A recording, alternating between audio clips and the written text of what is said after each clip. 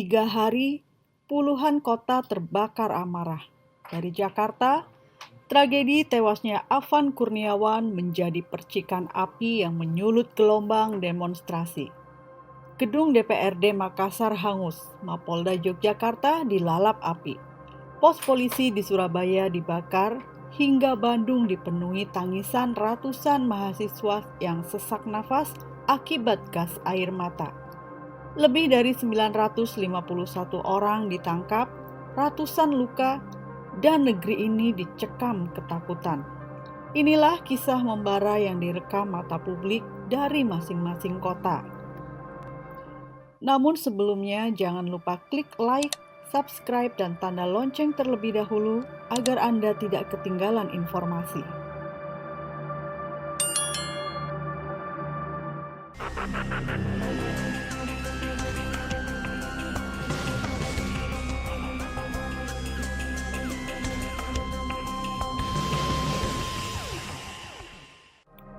Aksi protes nasional bermula dari gedung DPR Jakarta. Isu yang memantik kemarahan massa adalah tuntutan transparansi dan penolakan terhadap anggaran fasilitas serta tunjangan perumahan anggota dewan. Ribuan orang berkumpul di sekitar Senayan, sebagian besar mahasiswa dan pekerja.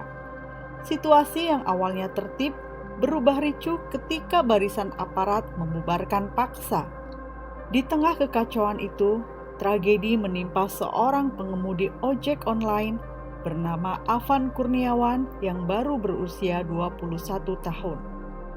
Ia tewas terlindas kendaraan taktis Brimob saat mencoba menghindari kerumunan. Rekaman amatir memperlihatkan detik-detik tubuhnya jatuh di jalan, lalu tertabrak dan terlindas rantis mobil barakuda polisi. Kabar kematian Afan menyebar cepat melalui media sosial. Gelombang simpati berubah menjadi amarah. Dalam hitungan jam, demonstrasi merebak ke berbagai kota.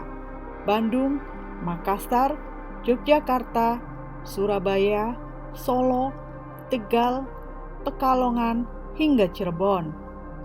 Polisi mencatat lebih dari 951 orang yang ditangkap di Jakarta saja. Sementara, korban luka secara nasional mencapai ratusan, termasuk aparat yang dirawat intensif di rumah sakit.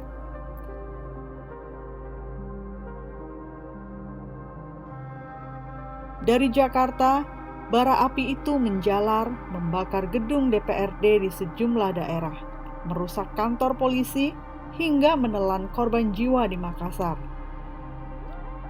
Makassar menjadi titik paling tragis dalam rangkaian demonstrasi setelah kematian Afan.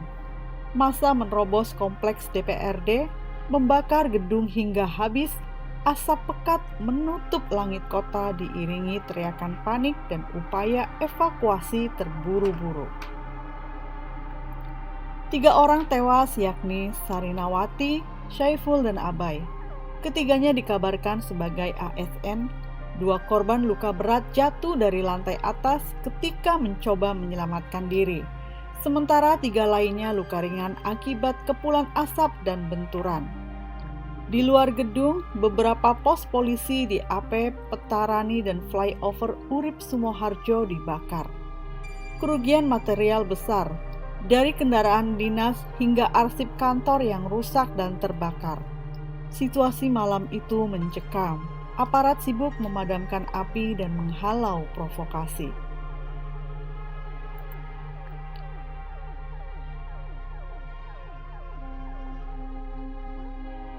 Bandung tak kalah panas. Ribuan massa berkumpul di depan DPRD Jawa Barat. Awalnya damai, namun berubah menjadi ricuh. Pagar depan dan area sekitar terbakar. Rumah aset MPR yang berada di sekitarnya ikut habis. Pos polisi Cikapayang dan Gasibu diserang serta dibakar, disertai perusakan Videotron. Aparat menembakkan gas air mata dalam skala besar. Lebih dari 201 orang, sebagian besar mahasiswa, dilarikan ke aula Unisba dengan keluhan sesak nafas, iritasi, dan trauma. Meski tidak ada korban meninggal, Kerusakan material diperkirakan cukup parah. Malam penuh kepanikan itu baru mereda setelah aparat menguasai situasi menjelang dini hari, menyisakan puing-puing kendaraan hangus dan kaca pecah di sepanjang jalan Diponegoro.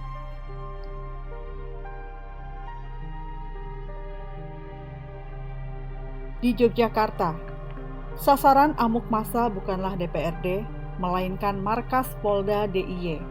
Gedung SPKT hangus terbakar, 2 mobil dinas ludes, kaca-kaca kantor pecah, dan pagar serta papan nama dirusak. Ledakan kecil terdengar dari arah gudang saat api berkobar.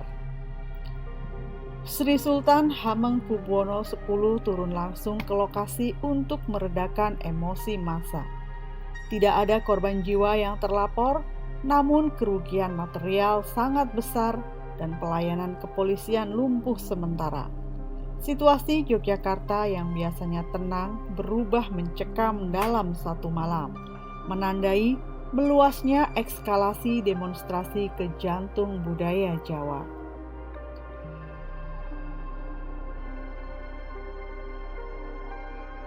Surabaya menjadi medan bentrokan besar berikutnya.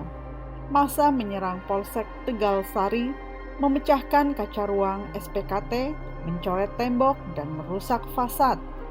Pos polisi di Taman Bungkul serta beberapa titik lain dibakar hingga rata.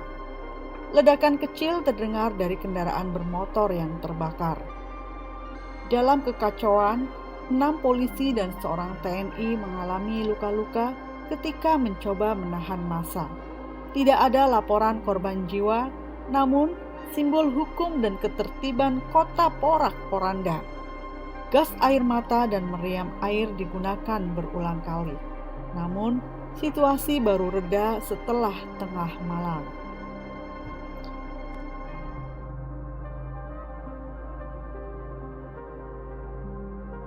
Di Solo, titik amarah massa menyasar gedung DPRD.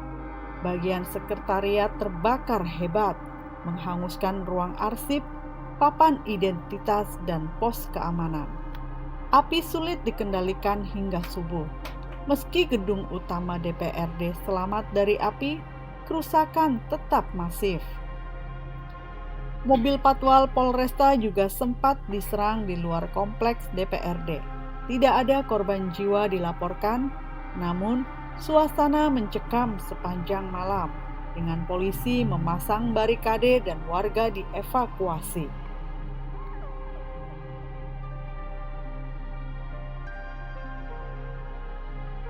Kerusuhan di Mataram menghanguskan kompleks DPRD NTB. Atap gedung ludes, ruangan sidang paripurna dan sekretariat hancur. Dalam kekacauan, penjarahan terjadi. Komputer, kursi, hingga lukisan raib digondol massa. Api membumbung tinggi, membuat pelayanan legislatif lumpuh total. Meski tidak ada korban jiwa yang terkonfirmasi, kerugian material sangat besar dan citra lembaga tercoreng. Peristiwa ini menunjukkan betapa cepatnya aksi protes berubah menjadi perusakan dan penjarahan ketika kendali aparat melemah.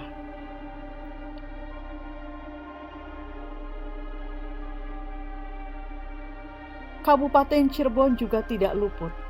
Massa merusak gedung DPRD, memecahkan kaca, membakar bagian kanan bangunan, serta menghanguskan 2 pos satpam dan sebuah motor. Asap hitam membumbung tinggi, sementara warga berusaha menjauh. Tidak ada korban jiwa yang tercatat, namun kerugian material signifikan. Api berhasil dipadamkan menjelang pagi, meninggalkan ruang arsip dan ruang rapat penuh puing.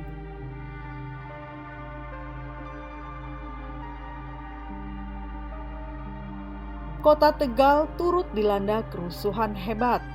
Gedung DPRD dirusak, ruang paripurna dan ruang transit terbakar, pagar serta pos satpam dirusak. Mapolres Tegal Kota ikut menjadi sasaran. 2 polisi mengalami luka-luka akibat bentrokan. Tidak ada korban jiwa. Malam itu penuh ketegangan hingga akhirnya TNI Polri turun langsung untuk negosiasi dengan massa.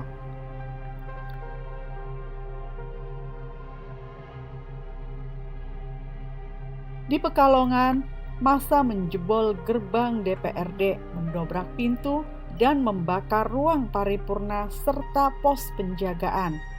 Gedung wali kota yang bersebelahan ikut terdampak.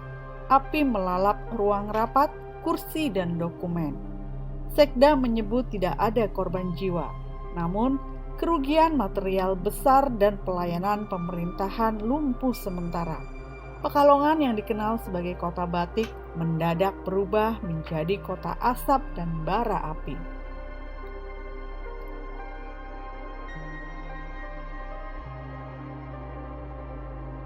Kerusuhan di Semarang berpusat di komplek DPRD Jawa Tengah. Massa membakar 4 mobil dinas ASN, kantin, serta pos Satpol PP. Ledakan kecil dari kendaraan terbakar menambah kepanikan. Tidak ada korban jiwa dilaporkan, namun kerugian material besar. Malam itu, aparat menembakkan gas air mata berulang kali untuk membubarkan massa. Gelombang protes yang bermula di Jakarta ternyata merambat jauh hingga ke berbagai penjuru negeri. Bukan hanya di 10 kota yang sudah disebutkan di awal. Di Medan, jalan menuju DPRD diblokir ban terbakar, bentrokan meletus, dan puluhan orang luka. Di Pontianak, massa mendesak masuk ke DPRD provinsi, menyalakan api, hingga aparat menembakkan gas air mata dan mengerahkan kendaraan taktis.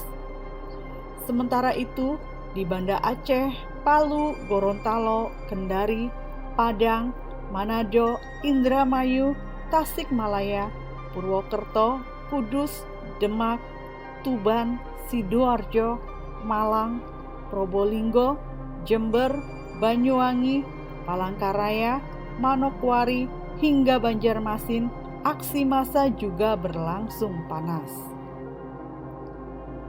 Beberapa kota mencatat bentrokan fisik, ada yang membakar simbol-simbol perlawanan di depan gedung DPRD. Sebagian lagi menghadapi tembakan gas air mata. Bahkan di Madiun, Denpasar, dan Serang, demonstrasi berujung pada kerusakan fasilitas publik. Semua ini memperlihatkan satu pola. Kematian Afan Kurniawan di Jakarta menjadi pemicu amarah nasional, mengikat protes yang berbeda daerah menjadi satu gelombang besar penolakan, dengan bara api yang menyebar dari kota ke kota tanpa henti. 3 hari, puluhan kota, satu bara api. Kematian Afan Kurniawan menjelma simbol kemarahan rakyat. Namun di balik api dan puing, siapa yang bertanggung jawab? Dan siapa yang dirugikan akibat kerusakan? Prime Crimes. Jangan lupa klik like, share, dan berikan komenmu di kolom komentar karena keadilan harus disuarakan.